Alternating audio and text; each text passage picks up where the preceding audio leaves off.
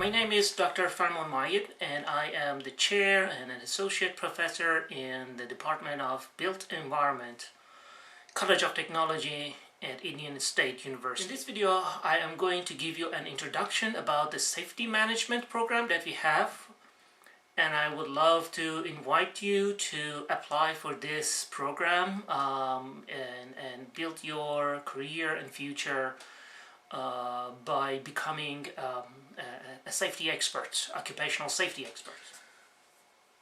Workplaces around the world can be very hazardous places where employees can get sick, injured, or even killed. I'm sure you have seen people get injured at work. You might even have close friends or relatives experiencing some sort of an injury or illness caused by certain factors in their workplace.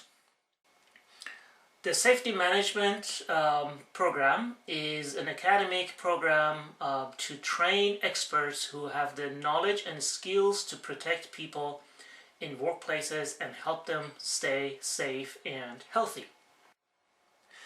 So basically, in the occupational safety management program that we have in ISU, we are trying to educate and train experts who are knowledgeable and skillful to identify and recognize potential hazards in any given workplace, evaluate the seriousness or severity of the hazard, and come up with different methods to either eliminate the hazard once for all or come up with control methods to protect employees or even the public and the environment.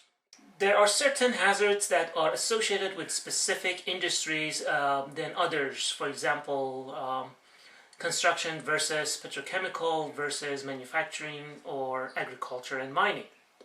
It is essential for safety management and experts to be knowledgeable about different hazards and methods to control them in every industry and workplace. So the safety management program that we have in ISU is not focused into any particular industry. It's for general industry. We talk about different type of hazards that you might come across in a typical workplace, and then we educate students about how to evaluate them and how to control them and protect employees. And I'm going to give you some examples here about some of them.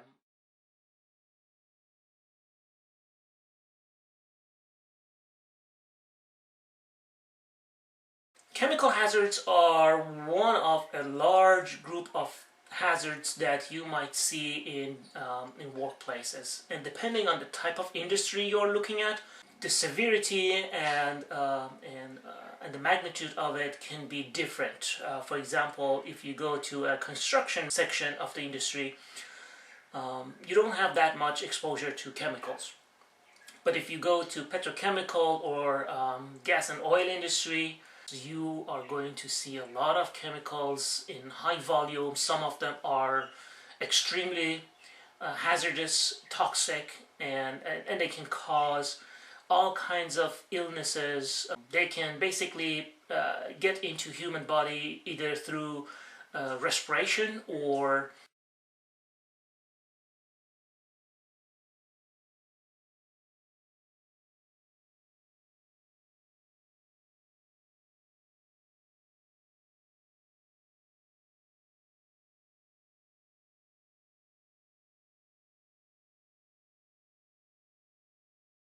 such as industrial hygiene and occupational toxicology. We try to educate students about how to identify these hazards, how to evaluate them, and try to come up with some control methods to protect employees from exposure to chemicals.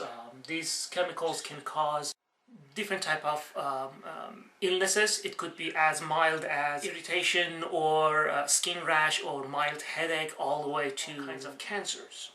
Fire hazards are another group of hazards that you might come across in different industries. And through courses such as um, fire protection systems, hazardous material management, accident preventions, and a few other ones, we try to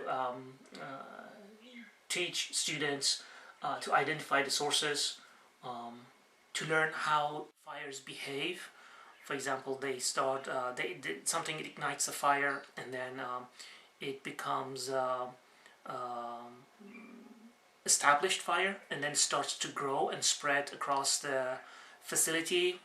And there are certain materials that are incompatible, and you should not store them close to one another or close to the source of ignition where fire can happen. And then we talk to students about, or teach students about, um, different methods of control. These control methods can be uh, detection systems, whether it's a smoke or fire, or it could be fire suppression.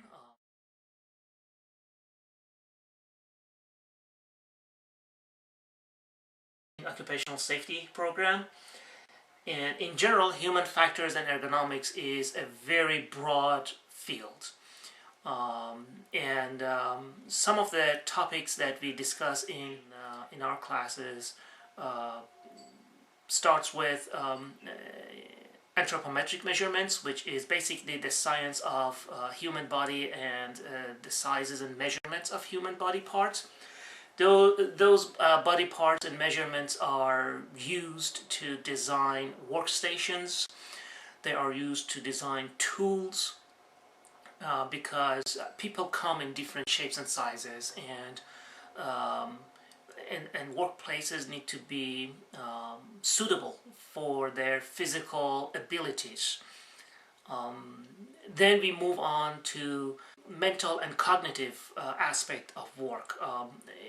The work or a job needs to be designed and developed the way that it is not boring. It's not like a robotic type of activity, that it is repetitive and boring to humans. People need to be in charge of their work. They need to have a sense of control, and as the result, they can basically take ownership of the job. We can continue this discussion and go into the human and machine interactions, where, especially right now, where we are dealing with a lot of computerized systems, artificial intelligence systems, learning machines, that they try to mimic human behavior, the way human think, the way human process information, and the way human do their jobs. So the human machine interaction becomes a very important aspect of safety, because if human and machine cannot interact, if they cannot exchange information, then some serious accidents can happen. And throughout the history, there are lots of examples of that. And the most recent one could be the airplane crashes that we have seen through the past few years, where the information shared between human and computers were not compatible. They could not understand each other, and it led to incorrect decision making by the operator or by the computer, which ended in crashes. Physical hazards are different group of problems that we need to deal with. These physical hazards cover a wide range of categories. Again, in different industries, the type of hazards you have are different. For example, in construction industry, most of the physical hazards you have is things such as falling from higher elevation, or you have falling objects from higher elevation down to surfaces where people work. And you have heavy equipment, machinery, cranes. Cranes accidents is one of the common accidents in construction. But if you go to manufacturing, then you might have moving parts in equipment and machinery where people can be caught in between them, and that can lead to accidents, amputation, or even death. High voltage, high ampere electricity is very common in some industries, especially in utility companies. It could be in form of radiation. Radiation, I mean ionizing and non-ionizing radiation. Either way, there are health effects on human body, and students need to understand how these hazards affect human body and how to protect them. Some of the physical hazards are in form of extreme temperatures. It could be extreme cold or extreme heat, and depending on what situation people are, it can affect their behavior, and it can affect their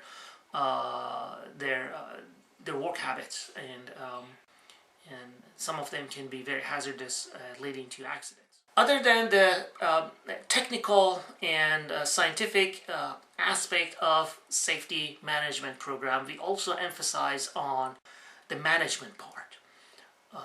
Students need to understand what the regulation is asking companies to do and comply with.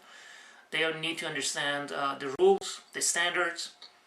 They have to have a plan to achieve those standards. Safety management or safety experts are expected to work in teams, and these teams are usually very diverse. People from different backgrounds are participating in those meetings, and safety managers and safety experts or technicians are expected to be able to communicate with them effectively, either oral or written.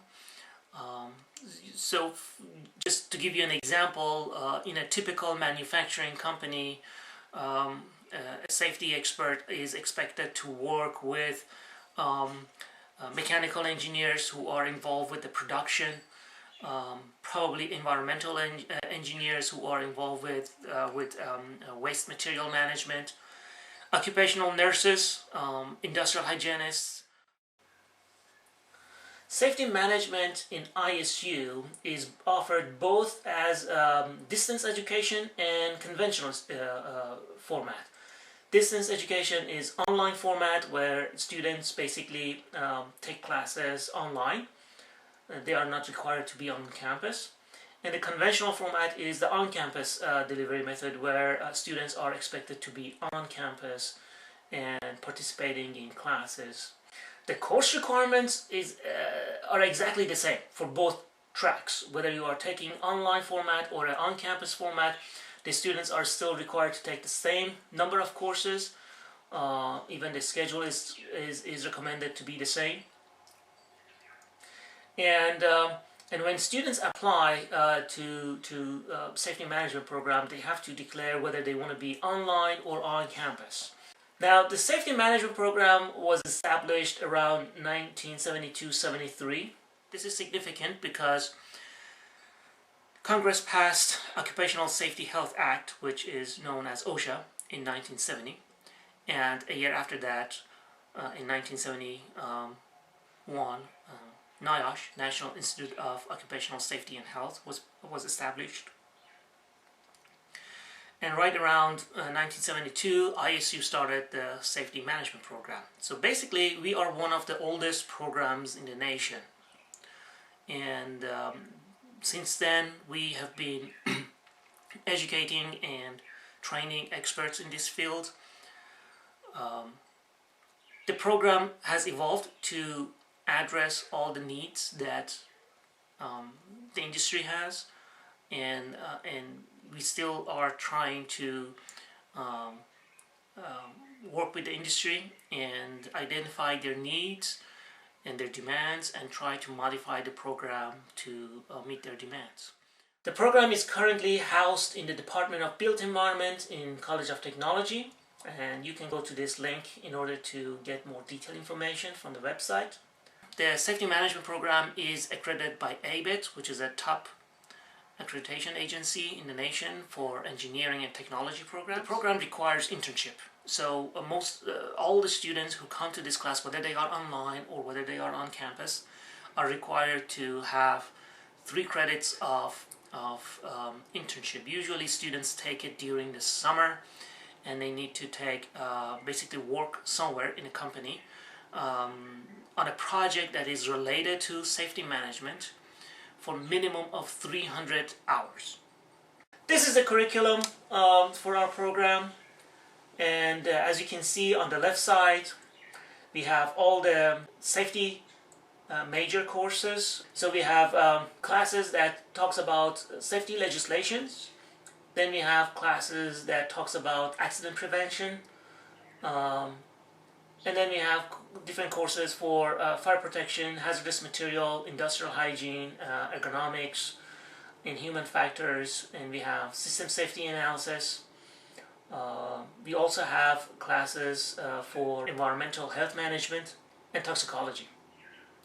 And on the right side, you see the lists for other required courses.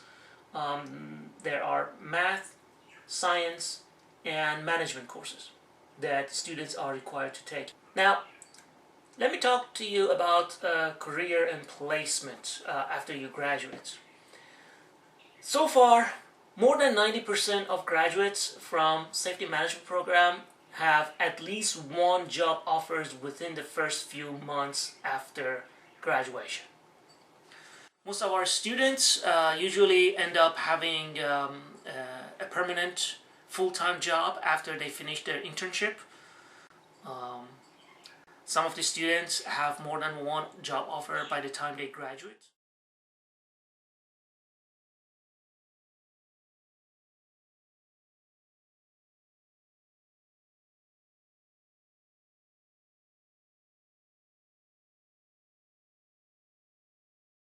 Utility companies, transportation companies, there are so many other sections in industry that people go and work.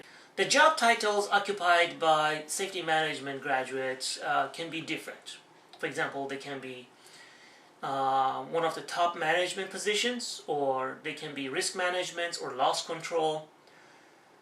The title might be safety director or safety engineer. It could be safety or SH&E professional, coordinator, or technician.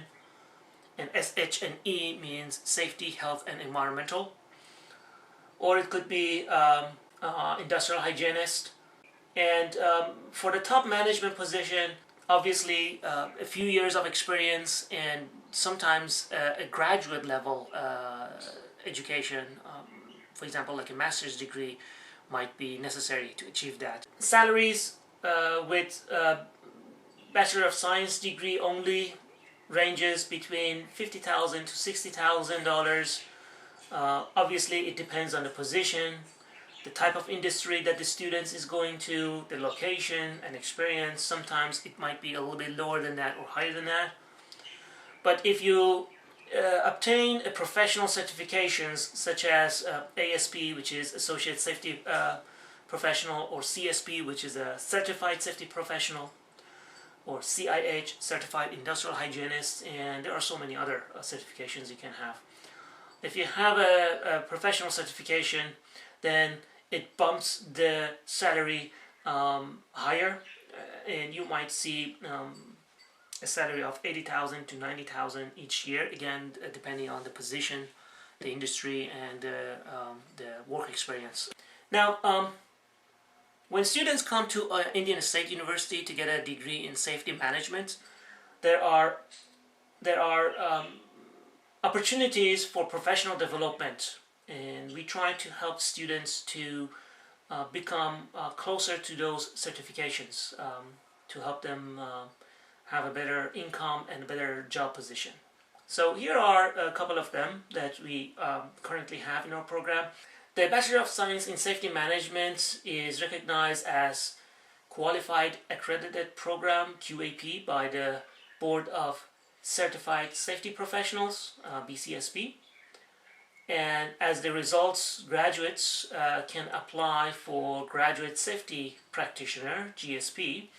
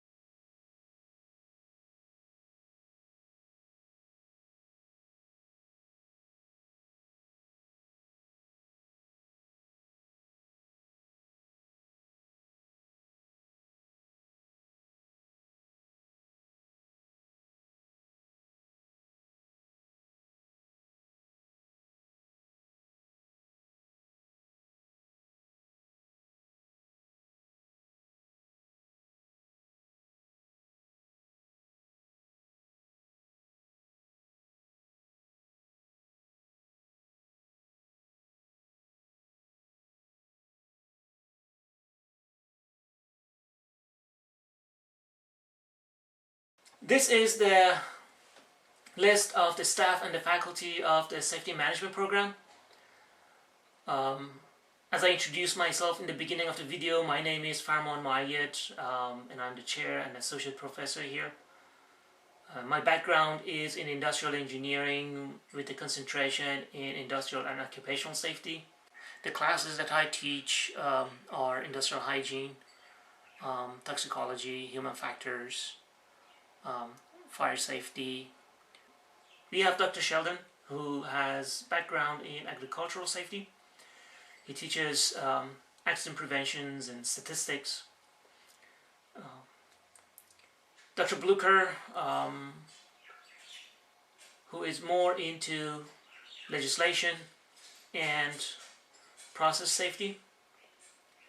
Ms. Charmaine Mullins Jamie, who is a student in a doctoral program, and we hope that she is going to obtain her doctoral degree within the next 1 or 2 years.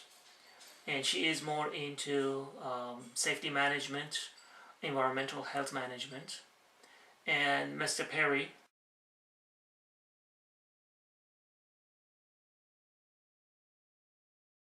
legislation. Mr. Perry just started his PhD studies, and we hope within the next 3 or 4 years he will obtain his degree. Ms. Johnson is our administrative assistant, and she is a great help to our program, and feel free to contact her if you need to reach any one of us. These are the contact information in case you want to find more information about the admission, about the safety management program and its curriculum and other requirements. And we also have some internet links, URL links in the about the department and the College of Technology. Thank you for your attention and attending this video presentation. We would love to have you as a student here in our department. We do our best to make you a successful safety manager. Please feel free to contact any one of us, and we help you with anything you need, whether it's information about the program or the admission or any other specific questions that you have. Thank you very much, and I hope to see you soon around. Bye.